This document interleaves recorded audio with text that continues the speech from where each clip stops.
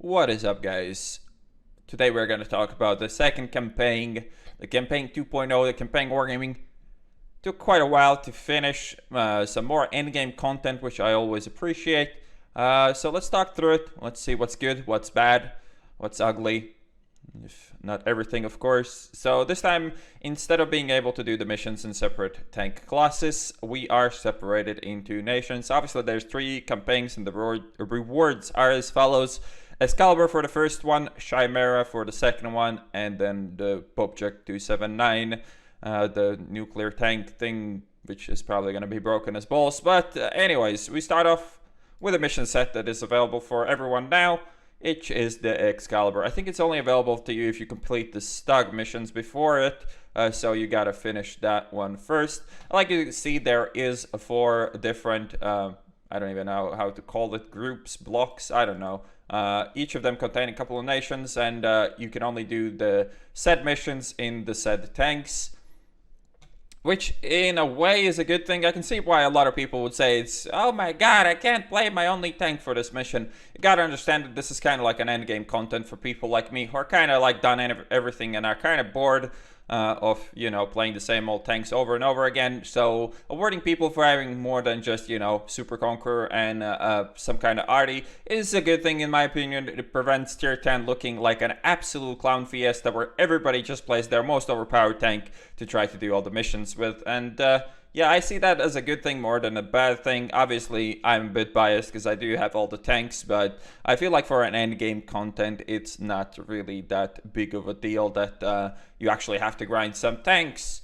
So the Excalibur campaign is done unlike the previous ones. You have multiple or any number of battles to complete this. I believe that the Chimera is 1 battle only.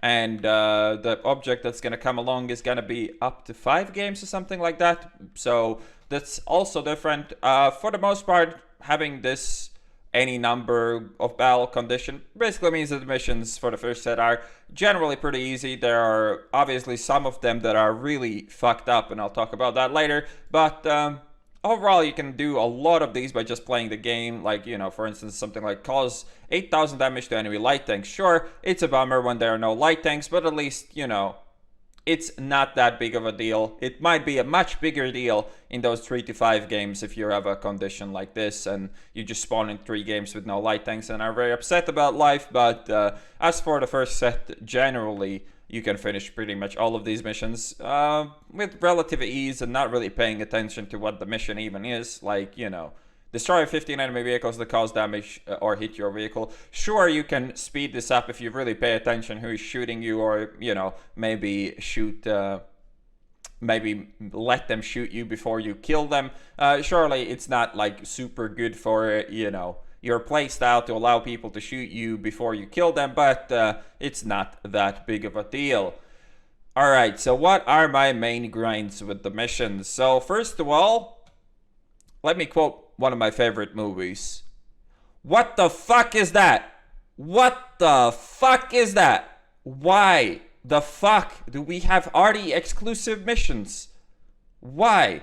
The fact that you can skip all of them without playing arty is a nice, you know, feature and thing, but that's not even the problem. The problem is, why promote a class that you clearly know is a problem class in World of Tanks that nobody likes to play against, and we are seeing so much more arty because of these stupid fucking missions. And this is not the only nation you see these, and you had some of these here as well, where the secondaries is, you know, arty stun that you can't do in any other tank. Obviously complete the primary and, you know, move along with your life, but the fact that you encourage playing French arty, because, you know, there's no other nations in the coalition that have arty, is just so stupid. So fucking stupid. I mean, come on, man. Why? This is like, overall the missions are pretty good package. They're executed reasonably well. I've made this, you know, comparison on my stream many times, so it's like a nice dish overall, and then there's piles of shit put in the recipe, and guess what? It screws up the entire fucking thing for everyone. And that's not the only missions that are problematic. Let's look at my favorite one so far. Capture the fucking base. I mean, fuck off. At least put the defend thing here as well, so people who are not, you know, super happy about losing XP for yourself, for your team, and just generally playing like a douche to cap out the base instead of actually trying to win by, you know, murdering everyone, is just dumb. And this is not even the worst one out there. Obviously, Artie is the worst, but the damage bounce missions. It's not a fucking skill to bounce damage, Wargaming. Good players avoid taking damage and not bounce it. Plus, if you make a mission like this where it's 2 times your hit points, you gotta play like a fucking idiot to finish this. And I'll show you what I mean. I'll show you how I did the Russian bounce mission. That was somewhere over here as well. Did I not do it with secondaries? Yeah, there you go. This also block 2 times and survive. I finished the primary and didn't bother with the secondary. But the way you do this is so stupid. It truly makes you play like an idiot. And that's not a good thing to promote. Missions should not promote you playing like an idiot. And for the most part, they're fine. Obviously, we have the arty missions, we have the cap missions, we have the block damage missions. There are some missions that are questionable, like in the Russian/Chinese or the Union. You have to ram a guy. Obviously, the secondary is to survive, so it kind of doesn't really encourage you to play like a dick and a dipshit and just go in and fucking ram the first guy you see with your light tank. But still, ramming is not something you really should be encouraging in missions, but because it's done over any number of battles and you gotta, you know, just touch him and not kill him or anything like that, it's not too, like, bizarre and weird and stupid, so I'll give him a pass on that one. But the arty missions and the damage block missions is the biggest, dumbest shit ever. I like the 15th mission, though. These are cool, doing this over any number of battles kind of lets you play whatever the fuck you want from the nation. It also, I believe the mission's rules state that the first campaign can be finished with tier 6 and up, the second campaign tier 7 and up, and the third campaign, I think it's tier 8 and up. Also not that bad of a thing because, you know, I wouldn't want people to try to do these missions and seal club the little new players at tier 3 and 4 and so on and play like mind-numbingly broken tanks that you can find in those tiers. So that's a good thing that they are forcing people to play in higher tiers. Again, you might disagree if you don't have any higher tier tanks, but you know, if nothing else, that these missions can encourage you to grind a new line. For instance, the Alliance, apart from the arty missions, I pretty much finished all of the rest of the missions by just playing the Polish or grinding the Polish heavy tanks. So most of the time you can just slide through these without too much effort. Some of them require some thinking and how to do them best, like this one, for instance, also was a pretty weird and pretty stupid mission. Caused 8 armor penetrating shots during first 3 minutes of the battle.